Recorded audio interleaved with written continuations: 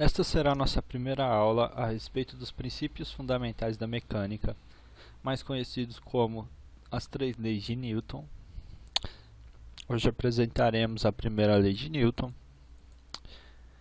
Então, nas aulas anteriores, o que fizemos nada mais do que foi uma descrição matemática dos movimentos, sem que nos preocupássemos com as causas que os produziam ou os modificavam. Simplesmente tínhamos lá a velocidade de um corpo, de repente ele tinha uma aceleração, ele parava ou ele acelerava e a gente simplesmente só descrevia como ocorriam essas variações nas grandezas relacionadas ao movimento do corpo, sem nos preocuparmos com quem acelerava esse corpo, quem fazia ele parar.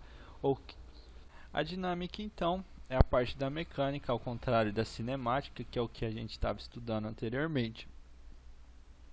É a parte da mecânica que estuda os movimentos e as causas que os produzem ou os modificam, ou seja, por que um corpo entra ou para de se movimentar, entra em movimento ou para de se movimentar, e o que faz com que ele obtenha uma determinada aceleração. Ainda estaremos trabalhando com pontos materiais.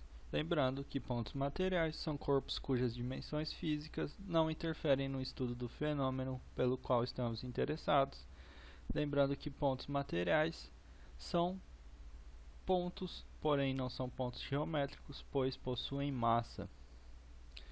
Os pontos materiais possuem massa, não devendo assim serem confundidos com pontos geométricos. E agora entra uma nova grandeza, a grandeza chamada massa, que vocês já devem conhecer de certa maneira no cotidiano. A maioria de vocês acreditam que pensem em massa como a quantidade de matéria de um corpo, Massa é uma grandeza que atribuímos a cada corpo, obtida pela comparação do corpo com o corpo padrão. O corpo que utilizamos é o quilograma padrão. O quilograma padrão ele é um cilindro que se encontra lá na França e esse cilindro apresenta, por definição, o peso de 1 kg e todas as medidas que a gente faz, na verdade, são uma comparação da massa do que a gente está medindo com a massa desse objeto chamado de quilograma padrão. O grama é uma subunidade do quilograma, possui símbolo G, a tonelada símbolo T, são então respectivamente o grama um submúltiplo e a tonelada um múltiplo do quilograma. Como podemos ver, se dividirmos 1 kg por 1000, teremos então 1 grama, e se multiplicarmos 1 kg por 1000, teremos uma tonelada. Então trabalharemos bastante também com múltiplos e submúltiplos do quilograma. Em dinâmica, além da noção de massa, existe também a noção de força. A primeira noção se encontra associado ao esforço muscular.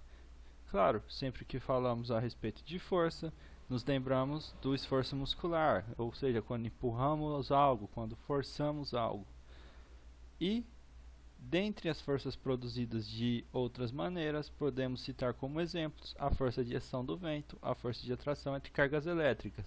Ou seja, a força do vento, por exemplo, não vem, pelo menos até onde a gente sabe, não é originada por um esforço muscular, tanto quanto a atração entre duas cargas elétricas, que também nada tem a ver com o esforço muscular. São fenômenos completamente diferentes.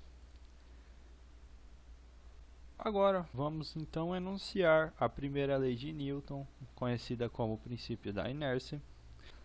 Vamos analisar então a situação em que temos um ponto material. Esse ponto material é chamado de ponto material isolado quando não existem forças atuando sobre ele ou quando as forças aplicadas a ele se anulam. Então, vamos considerar o objeto abaixo. Temos o objeto aqui azulzinho. Esses dois segmentos orientados representam duas forças. Nele, então, estamos aplicando duas forças iguais, porém de sinais contrários. Ambas se encontram na mesma direção, porém são opostas. Nesse caso, essas forças irão se anular, pois a força que empurra o bloco para a direita ela é anulada pela força que empurra o bloco para a esquerda. Dessa forma, o princípio da inércia pode ser enunciado da seguinte maneira: um ponto material isolado sempre estará em repouso ou movimento retilíneo uniforme. Lembrando que o movimento retilíneo uniforme é o movimento que se dá sobre uma reta e esse movimento possui sempre a mesma velocidade. Então, isso significa que um corpo isolado, ou seja, um corpo que não se encontra sob ação de forças ou cujas forças que atuem sobre ele se anulem, possui então velocidade constante, sendo que essa velocidade pode ser igual a zero quando o corpo está em repouso ou diferente de zero quando o corpo se encontra então em movimento retilíneo uniforme. Em outras palavras, um ponto material isolado está em equilíbrio estático. Então, a essa situação onde as forças que atuam sobre o corpo se anulam e o corpo está parado, damos o nome de equilíbrio estático. Agora, a situação onde as forças que atuam sobre um determinado corpo se anulam, porém esse corpo se encontra em movimento retilíneo uniforme, damos o nome então de equilíbrio dinâmico. Este princípio é chamado de primeira lei de Newton, como eu já falei anteriormente. A aplicação de uma força ou de um sistema de forças em que as forças não se anulam em um ponto material produz nele então uma variação de velocidade. Ou seja, temos um corpo, dessa vez estamos aplicando uma força sobre ele, não existe uma outra força que anule essa força, então o que a força produz nesse corpo? Produz uma variação de velocidade nele, mais conhecida como aceleração. Lembrando que a aceleração nada mais é do que a variação de velocidade. Então, a força é o agente que produz num corpo uma variação de velocidade e, portanto, uma aceleração. Agora, falamos princípio da inércia. Mas o que vem a ser inércia? Um corpo material isolado e em repouso possui uma tendência natural de permanecer neste estado. Ou seja, quando você tem um corpo parado, ele possui a tendência natural de permanecer parado, a não ser que alguém exerça alguma força sobre ele, alguém ou algo. Quando um corpo está em movimento retilíneo uniforme, também possui a tendência natural de se manter com velocidade constante na mesma direção. Por isso, essa propriedade que a matéria exibe de resistir a qualquer variação de velocidade recebe o nome de inércia. Por exemplo, se você estiver dentro de um carro, esse carro vai fazer uma curva, muitas vezes você sente que está sendo jogado para fora. Por quê?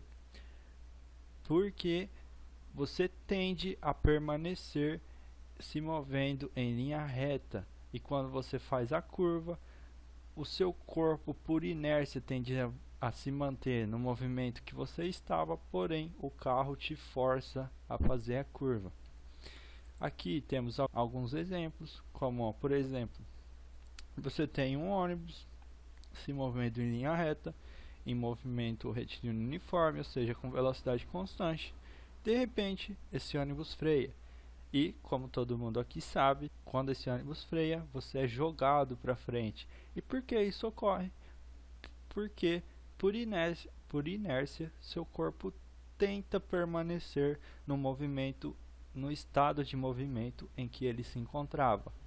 Então, ao segurarem, os passageiros recebem uma força capaz de frear esse movimento e faz com que eles se mantenham nos seus lugares. Ou seja, você tem que segurar sempre o corrimão, senão você vai ser arremessado para frente, dependendo de como ocorreu essa freada. Aqui temos um outro caso, quando um carro inicia seu movimento, se ele acelerar bruscamente, ele será jogado para trás. Por quê? Porque esse motorista ele tende a permanecer parado por inércia, porém o carro o joga para frente.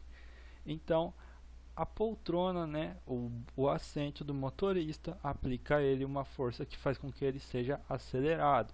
Porém, por inércia ele resiste e aí ocorre esse tranco, né? Aqui temos outro exemplo, análogo ao do ônibus, né? Um homenzinho em cima de um cavalo, de repente esse cavalo dá uma freada brusca, imaginando que esse cavalo estivesse em um movimento retiro uniforme. De repente, então, o cavalo freia e o homem é arremessado para frente. Por quê? Porque ele tende a permanecer no estado de movimento em que ele se encontrava, indo para frente com a mesma velocidade. Aqui então, o exemplo que eu falei para vocês também, um carro numa curva, por inércia tende a sair pela tangente a essa curva, mantendo a velocidade que possuía, a não ser que forças venham a alterar essa velocidade. E quem seriam essas forças?